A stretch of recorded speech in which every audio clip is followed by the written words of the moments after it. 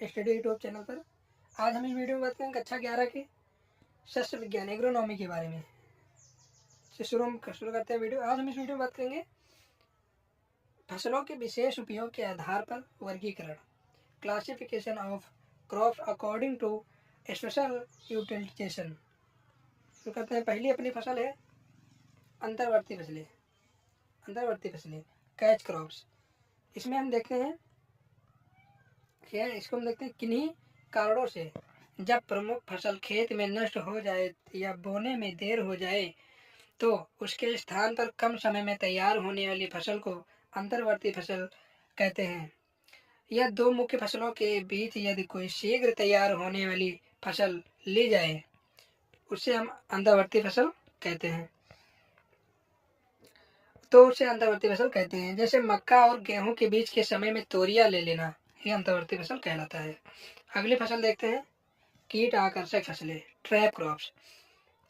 इसमें कभी कभी प्रमुख फसल को कीट पतंगों या बीमारियों से बचाने के लिए खेत के चारों ओर एक या एक किनारे पर अन्य फसलें उगा लेते हैं जो खेत के प्रमुख फसल से कीट पतंगों को अपनी ओर आकर्षित करके आक्रमण से बचा लेते हैं। जैसे कपास की फसल को गुलाबी कीट से बचाने के लिए कपास के चारों ओर भिंडी की फसल उगाते हैं।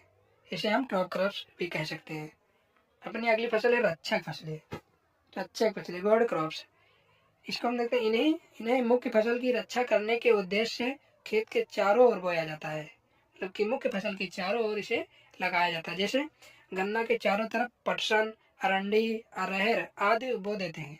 मक्का के चारों ओर और ज्वार को बो देते हैं मक्का के चारों ओर।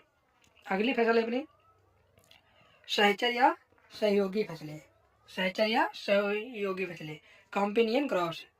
तो इसका हम देखते हैं जब एक ही मौसम में दो फसलें इस प्रकार साथ साथ बोई जाती हैं कि दोनों फसलों के बीच अलग अलग पंक्तियों में हो, जिससे एक दूसरे की उपज को कोई हानि न पहुंचती हो, सहयोगी फसलें कहते हैं। जैसे मक्का की दो पंक्तियों के बीच उर्द को बो देना ही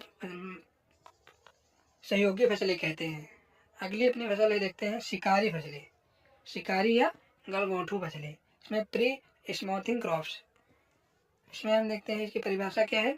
ये वे फसलें होती हैं जो अपनी उपस्थिति द्वारा फसलों को अवांछित पौधों से छुटकारा दिलाती हैं।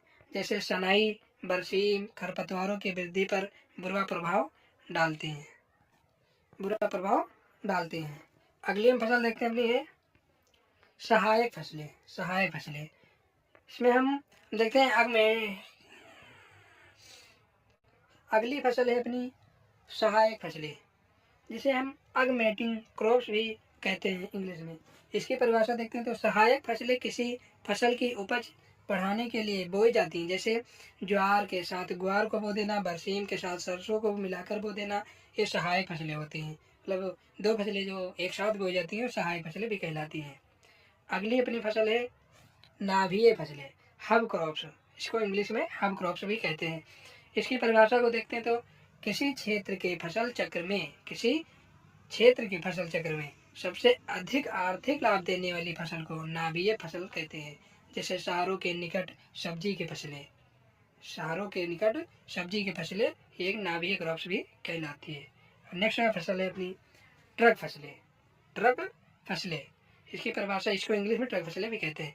इसकी हम परिभाषा देख ले, ऐसी फसलें जिनकी प्रति हेक्टेयर पैदावार टनों में होती है तथा जिन्हें दूरस्थ बाजार में भेजने के लिए पैदा किया जाता है, जैसे आलू व अन्य सब्जियां। तो जो नकदी फसलें होती हैं जो 1 टन प्रति हेक्टेयर में उपज देती हैं, वे हम ट्रक क्रॉप्स भी उसे कह सकते हैं। बस आज हम वीडियो में इतना ही बात करेंगे। धन्यवाद।